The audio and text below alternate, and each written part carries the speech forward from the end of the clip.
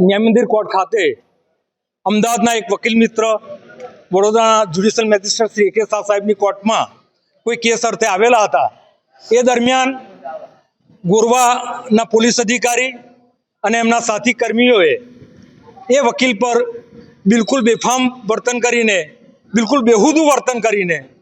અને લાફામાં લાફી કરી જે વકીલશ્રી કોર્ટ ડ્રેસમાં હતા, જે જ્યુડિશિયલ ઓફિસર જેમને ગણવામાં આવે છે એવા વકીલશ્રી પર આવો બેફામ હુમલો કર્યો। આ વડોદરા શહેર જે ગૃહમંત્રી આપણા હર્ષ સંઘવી સાહેબના બિલકુલ પ્રભારી મંત્રી છે અહીંના, અને જે વકીલ જે આપણા ગૃહમંત્રી કાયમ એવું કહે છે કે કાયદામાં રહેશો તો ફાયદામાં રહેશો, તો મારું ગૃહમંત્રી સાહેબને પણ નિવેદન છે, અપીલ છે કે આ પોલીસને શીખવો કે કાયદામાં કેવી રીતે રહેવાય। આ ગુજરાત